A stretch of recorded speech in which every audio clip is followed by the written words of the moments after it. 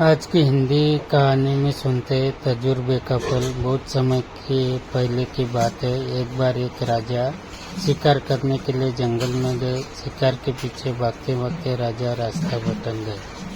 भटकते भटकते उन्हें रात हो गई। दूर एक जगह उन्हें रोशनी दिखाई दी। वे रोशनी की तरफ बढ़े। वहाँ झोपड़ी में एक बुजुर्ग बैठा हुआ था। राजा ने उसे रास्ता पूछा और कहा कि तुम यहाँ क्या करते हो। बुजुर्ग ने जवाब दिया, मैं जमींदार की खेती की रखवाली करता हूँ। बदले में जमींदार मुझे एक पाव आटा रोज देता है। राजा को लगा बुजुर्ग आदमी तजुर्बेकार है, इसको साथ ले चलना चाहिए। राजा ने कहा, तुम मेरे साथ चलो, मैं तुम्हें रोज आधा किलो आटा दे दिया करूँगा। बुजुर्ग तैयार हो गया। दोनों राजमहल में चले गए। बुजुर्ग को एक कमरा दे दिया गया। बुजुर्ग वही आराम से रहने लग गया। एक दिन एक घोड़े का व्यापारी घोड़े बेचने आया। राजा को एक घोड़ा बहुत पसंद आया। उसने सोचा कि इसमें बुजुर्ग की भी राय ले ली जाए। उसने बुजुर्ग को बुलाया और कहा, ये घोड़ा कैसा है। बुजुर्ग ने घोड़े के शरीर पर हाथ फेरा और बताया कि घोड़ा तो बहुत सुंदर है, पर गहरे पानी में घोड़ा बैठ जाएगा।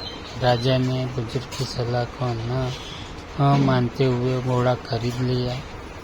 कुछ दिन बाद जब राजा उस घोड़े पर शिकार के लिए जा रहा था तो रास्ते में एक नदी पार करते हुए जब घोड़ा गहरे पानी में गया तो बैठ गया। राजा को बुजुर्ग की बात याद आ गई। वह वापस आ गया और बुजुर्ग को बुलाकर पूछा कि तुम्हें कैसे पता लगा कि घोड़ा गहरे पानी में बैठ जाएगा। बुजुर्ग ने बताया कि जब मैंने घोड़े के शरीर पर हाथ फेरा तो मुझे उसके जिगर में गर्मी महसूस हुई, जिससे लगा कि घोड़ा गहरे पानी में बैठ जाएगा। राजा ने घोड़े के व्यापारी को बुलाकर कारण जानना चाहा।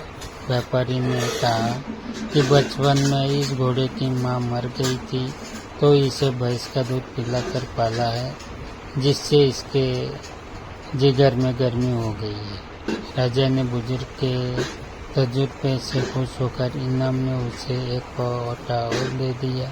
अब बुजुर्ग को 3 पाव आटा रोज मिलने लगा। एक बार बैठे बैठे राजा के दिमाग में आया कि बुजुर्ग से अपनी रानी के बारे में क्यों न पूछ लूं। राजा ने बुजुर्ग को बुलाकर कहा कि आप बहुत तजुर्बेकार हैं, आप मेरी रानी के बारे में भी बताएं। बुजुर्ग ने कहा, ठीक है, आप रानी को एक कमरे में बिठा दे तो मैं रानी के बारे में बता सकता हूँ। राजा ने वैसा ही किया। रानी को एक कमरे में बैठा दिया गया। जब बुजुर्ग ने जैसे ही कमरे का दरवाज़ा खोला, रानी अंदर को भाग गई। बुजुर्ग वापस आया और राजा को बताया कि आपकी रानी किसी की बेटी लगती है। राजा ने अपनी सास को बुलाकर कुछ शक्ति से पूछा तो उसने बताया कि उनकी कोई औलाद नहीं थी, इसलिए उन्होंने इस बेटी को एक पैसे से गोद लिया था।